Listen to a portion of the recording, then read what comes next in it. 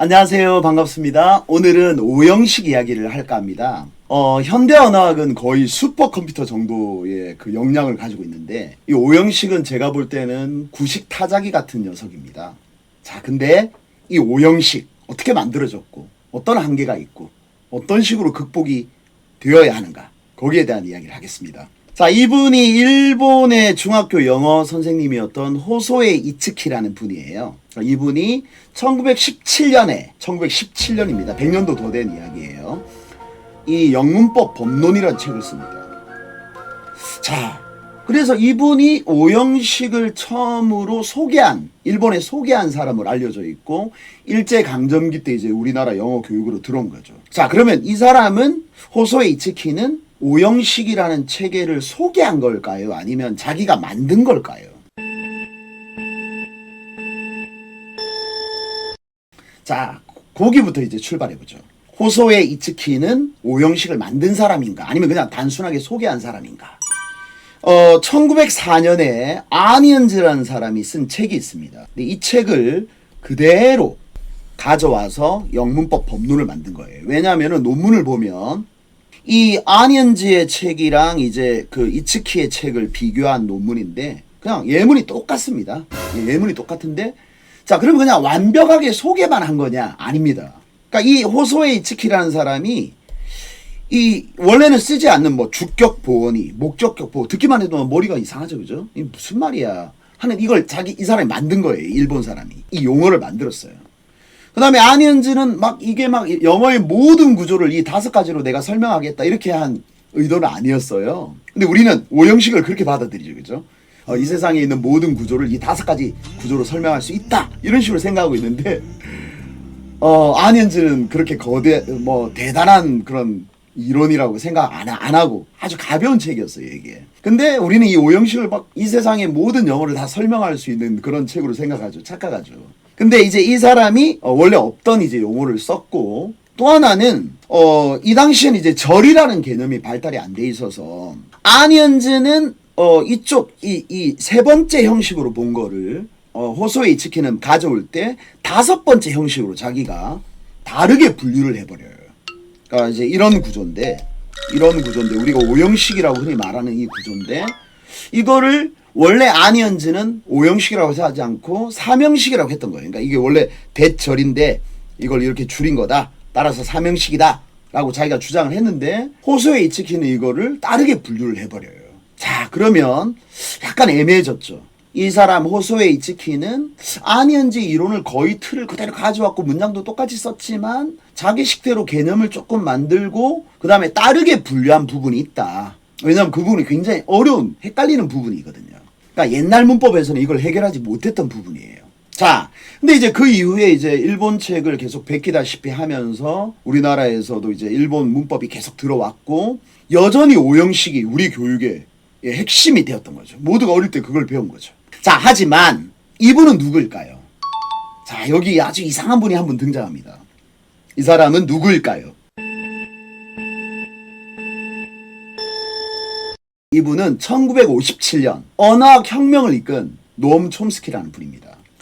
이 현대 언어학에서 볼 때는 이 오형식이라는 게 어느 정도냐, 그냥 완전 구식 타자기 같은 느낌이에요. 이걸 체계라고 할 수가 없어요. 체계가 아닙니다. 왜냐면 이거는, 이 현대 언어학은 정말 발달해서 구조적으로, 아주 구조적으로 끝까지 갔죠.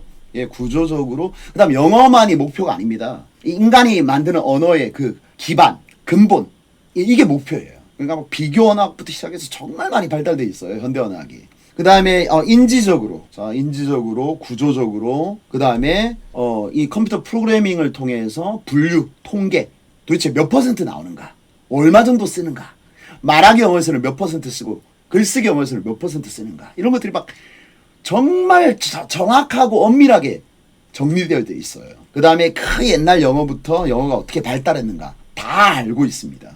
엄청난 현대 언어학은 마치 슈퍼컴퓨터 그 서밋 정도의 역량인 거예요. 오형식을 보면 그냥 무슨 말도 안 되는 구식 타자기 같은 느낌입니다. 자, 간단하게 예를 들어 아니언즈하고 호소에 이츠키가 서로 헷갈렸던 개념이 3형식이냐 5형식이냐 이런 시시한 이야기인데, 현대 언어학에서는 이렇게 이야기하죠. 자, 여기가 이제 1차 정보. 즉 헤드입니다. 우두머리가 있고 여기에 2차 정보로 달라붙는 디펜던트가 있어요. 그러니까 1차하고 2차가 합쳐져서 덩어리, 구라는 걸 만들어요. 이 구를 만들 때 절이 어떻게 쓰이는가? 예, 옛날 사람들은 뭐 구 위에 절이 있고 뭐 이런 식의 아주 시시한 생각을 했는데 이 구와 절에 대한 굉장한 이해가 깊어진 것. 이게 바로 현대언학의 핵심입니다. 그래서 현대언학의 별명이 구절 문법이에요. 그러니까 이 절에 대한 이야기가 엄청나게 깊어진 거죠. 그래서 옛날에 이 안현자하고 이 호소에 이츠키가 막 헷갈렸던 개념들이 있어요. 이걸 뭐 오형식이란 걸 막 만들어가지고 여기에다가 뭘 집어넣으려고 했는데 현대언학에서는 그렇게 생각 안 해요. 이거는 중복이고 잘못된 거다. 그냥 이렇게 나누면 안 되는 녀석이다. 같은 녀석이다. 이렇게 보고 있어요. 그래서 이제 작은 절이라든지 그 다음에 크게 옛날 사실 이 예스펄슨이라는 그 100년도 더 된 사람입니다. 이 사람이 벌써 이 개념이 얼마나 시시한 건가 이걸 벌써 깨버렸어요. 그래서 뭐 예스펄슨의 이야기를 들어도 이건 진짜 옛날 이야기입니다.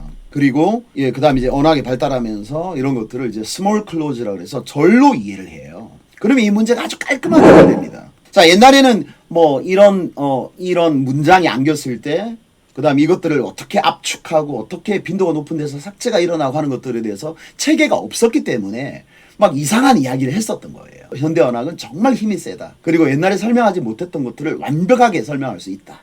그러니까 이제 구식 타자기 같은 느낌인 거죠. 자, 그러면 이제 마지막 퀴즈입니다. 이 오형식이 숨기고 싶은 아주 치명적인 약점이 있어요. 그게 뭐냐? 오형식은 사실 영어 문장을 제대로 설명하지를 못해요. 그래서 조금만 하다 보면 전부 다 수거로 넘어갑니다. 자, 예를 들면 이 문장을 보고 형식을 나누라. 머리가 터지죠. 이게 뭐야 이게. 예, 이런 것들은 아예 지금 1형식, 2형식 뭐 이런 걸로 분류가 안 됩니다. 지금 이 구조. 하나도 안 돼요 지금. 이런 구조를 아무한테나 가서 이거 몇 형식이냐 물어보면 아무도 말을 할 수가 없어요. 영어 문장의 4분의 1이 수동태인데 그 수동태에 대한 이야기도 없어요. 5형식에는. 그러니까 이거는 영어 이 세상에 있는 모든 영어 문장을 5가지로 분류할 수 있으면 정말 좋겠죠. 하지만 이건 정말 너무 큰 소리 치는 겁니다. 이런 기본적인 문장도 5형식으로 분류하지를 못해요. 자, 우리나라의 언어학자들도 이렇게 이야기하죠. 그 복잡성과 비효율성 때문에 학생들에게 영어 문법에 대한 두려움, 영어에 대한 두려움까지 갖게 한 5형식. 언어학자들이 이렇게 이야기하죠. 왜냐하면 체계가 없어요. 앞뒤가 안 맞습니다. 뒤에 가면 다 꼬여요. 왜냐하면 구와 절에 대한 개념이 없었기 때문에. 그러니까 모두가 다 수거로 바뀌는 거예요. 자, 또 하나의 치명적인 문제점은 뭐냐? 이 문법의 목적이 뭐죠? 문장을 만드는 거죠. 그냥 이거를 다 배워도 문장을 만들 수가 없어요. 이게 가장 큰 약점입니다. 문장을 만들 수 있어야지 그게 진정한 문법인데 이건 문법이 아닌 거예요. 그러니까.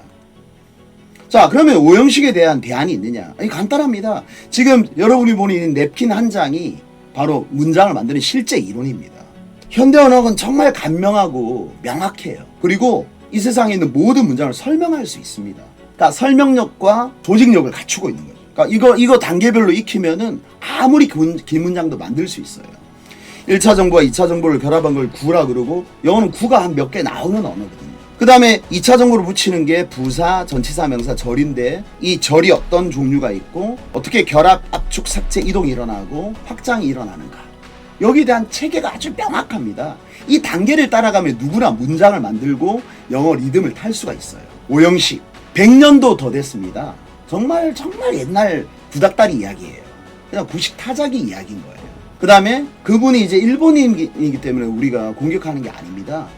호소에 이츠키가 일본인이라서 우리가 공격하는 게 아니라 이 세상의 언어를 설명할 수 있는 이론이 아니고 또 영어 문장을 만들 수 있는 이론이 아니고 자체 모순을 가지고 있는 녀석이기 때문에 우리가 공격을 하는 겁니다.